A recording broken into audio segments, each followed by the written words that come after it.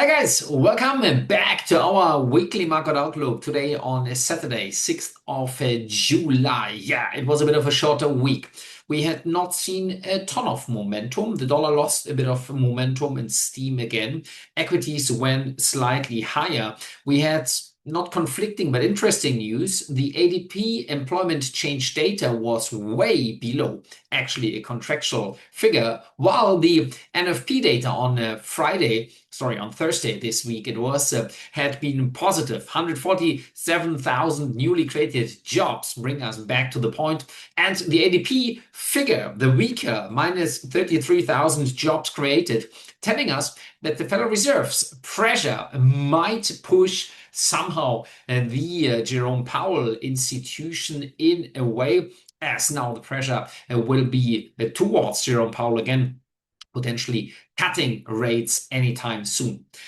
That said, on Wednesday, we have the FOMC meeting minutes. No big news are likely going to be expected, kind of waiting for cooling figures, hard data whatsoever. Now, Jerome Powell would get and have some hard data, basically, in order to potentially start cutting rates. 2 rate cuts this year so far are being expected, while further rate cuts over the course of the next trading year might be in focus. Whether they are going to happen as well is the big question. But looking at figures here and what's upcoming this week, definitely from Australia. The cash rate is expected to fall from 3.85%, 25 basis points lower, which could, in the end, obviously move the Australian dollar. The Aussie had weakened somewhat fairly recently. We've seen that this week, and that's the daily chart, the market's trend is somewhat higher. If my trend line, no, doesn't. But anyways, you see it, what I mean. If my trend line makes somewhat sense, the trend is moving to the upside, but we see that 1, 2, 3, 4, 5 candlesticks, basically, right? Starting on Monday, the market rocketed the show. But again, what you see quite often, Monday up, Tuesday, Wednesday, Thursday, and Friday, the market falling, and that might ignite the market's momentum to the downside. The Australian dollar could hence weaken somewhat further. A rate cut on a Tuesday this coming week, starting on Monday, would basically pave the way for an Australian dollar weaker momentum. And that could be something which is what we see here. Looking at the weekly chart, we have something of a pin bar candlestick pattern. And guys, the gray zone is what we marked in last week. Check back on our previous videos we recorded, because we said the market might start to fade slightly as well. Speaking of which, if the Australian dollar is going to weaken somewhat, this would have potentially an impact as well on equity markets. And those are in particular US indices, right? So they might actually weaken somehow again. We should take a look now at the Nasdaq. The Nasdaq had also paved its motivation towards higher levels. We still see that this market depends on how we would drive this extension in terms of a trend line to the upside, would still and still does have momentum to higher levels. But what if the market will break back towards the recent breakout zone? I still, despite my long equity portfolio, have added some shorts in the S&P 500 as I expect exactly this to happen. Basically, the market's positive trend likely due to continue. However, with a bit of a detour here, the market might first push lower to then start running to higher levels. That's what the Nasdaq shows us. Looking at the S&P 500, that's exactly the same story, where my shorts are exactly at this level. Just the 6,100 trading range is the one which I believe is going to be retested again. And typically, the quieter summer month in trading, July, August, traders on holidays would usually cause such negative momentum at least to arrive. Why? Traders on holidays, liquidity is kind of on the weaker side of things. Plus, what we had this year, we had this strong push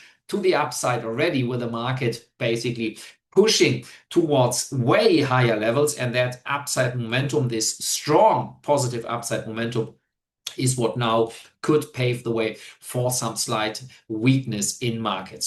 What if Jerome Powell kind of really stays put? And what if he doesn't cut interest rates, which is the current expectation as well? This could mean the US dollar is gearing up momentum again. Prices for gold and in particular for silver might fall somewhat further. I still am a believer and I still have my short trade on. Basically, I sold the option strike 37 expiring next week. So let's see if the market can really remain below the 37 US dollar zone. If so, at the moment it looks not bad. We would see potentially falling prices here, helping obviously my trade. That's not the purpose of this video, but definitely the market motivation here in this market is expected to remain calm, with potentially some hints on a stronger US dollar pushing this market back to lower price levels as we currently expect.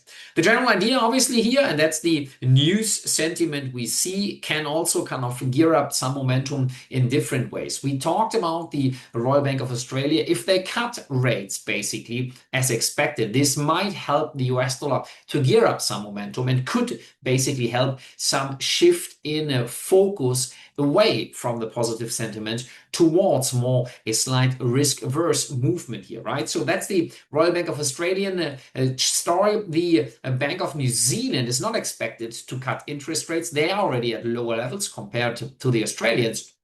So the New Zealand dollar would be something worth a consideration as well. If we are focusing on the chart here right now, let me open this one up. We can observe that the trend, the pretty much long-term monthly trend, still has room to the upside, obviously, right? So the 50 moving average only comes into play here at around the 62 level. If that zone is being tested, the market might start to fade again. We could also see and take this zone, that's not a bad trend here, is kind of showing the long-term trend is still somewhat falling. However, bottom line is, if you would like to look for some slight weakness in the Aussie, basically trade the Aussie US dollar on Tuesday. If you're looking for some weakness in the US dollar, basically start trading for potentially the New Zealand US dollar currency pair to the upside, because any kind of sort of slight weakness here in the Kiwi might be used for traders or off traders to basically push this currency pair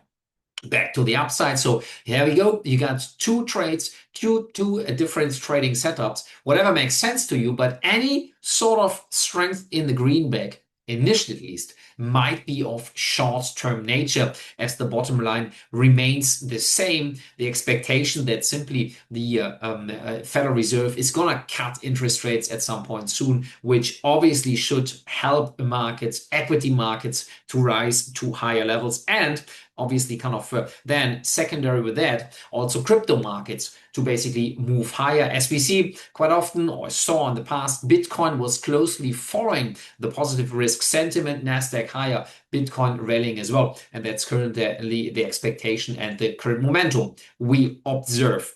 However, there was and is a bit of a stagnation here to be seen, right? So the market did not follow up with much momentum to the upside. And there we go. If this market takes a bit of a dare to again with maybe falling back towards the 97, 96,000, I wouldn't be surprised as well, as this might start to then kind of gear up some more steam to cause this market to push back towards the upside here. 115, 120,000 would be the next line in the sand we observe. The same story is true for Ethereum. We're currently still trading on Saturday in this week, and the market is just wobbling around here. No clear signs have been made. However, compared to last week's outlook, where we said if the market closes above this 50 moving average, it should gear up momentum anytime soon, and momentum anytime soon is what I would say within the month of July. I would expect the market starting to appreciate somehow further, unless we break back below this zone here. Obviously, if we get the month of July closing below the 50 moving average, I would expect it there towards lower levels. XRP, not much of a change. It's just inching to higher levels based on the monthly charting pattern, as we can observe currently. There had been not much of a news happening, right? So basically last week, the The lawsuit in the US seems to be kind of pushed aside. It seems to kind of end. It's just maybe just a formal statement of the SEC in the end needed. Whether this is something which helps the market to push higher might be the question. As we saw it quite often, we don't need many positive news or any sort of positive news in order to drive XRP to higher levels. However, at the moment and previously here when Trump took office, the market already moved to the upside on the expectation that the lawsuit in the end is getting or finding an end, which is exactly what happened. So the piece of news right now doesn't change the market, as it basically was priced in already from way previous zones and times. Solana is not doing anything much as we observe here. The market kind of really not doing anything of positive nature. And so is the entire market in general doing, because the biggest news this coming week we have come from the two interest rate decisions, plus let's add in as well the FOMC meeting minutes from the previous FOMC committee's meeting. There shouldn't be any major information. There shouldn't be any major information as we stated previously. What else is up? And next week, pound GDP data, anyways, backward looking, and deviation as usual can shake up markets somehow. However, what we have, and that's kind of a deviation from the usual pattern based on the holidays season from last week here, or from this current week still, sorry, is the unemployment rate out of Canada. The Canadian dollar has still lost and is still losing momentum against other currencies, right? So the euro CAD trending to the upside while the dollar CAD is moving slightly lower. And this break of the trend line here alongside this pin bar candlestick looks kind of quite interesting, at least against the greenback. So there we go again. Euro strong, the Canadian dollar weaker, the US dollar weak, the Canadian dollar gearing up momentum. So there's not much of an own life in the Canadian dollar, in particular, since it has lost traction alongside oil prices. Speaking of which, the oil market also remains calm, and that's a deviation of previous sessions. But what we've seen here, and that's the critical story. First of all, the pin bar, sorry, not the pin bar, the belt candle, when the situation in Iran and Gaza is calming slightly, but the Iran story obviously kind of caused a better situation for global markets. Now we're in a bit of a retracement mode here, and I expect still that the market is going to weaken somehow further with this huge candlestick pattern from last month. And we are on the weekly chart here only, but the monthly chart doesn't look any different. We can also check back at the monthly chart here right now. It's a strong pin bar candlestick, and now the early days where we are still in oil here, early days of July, are slightly rising, and I expect still, to my kind of deepest core of trading expertise here,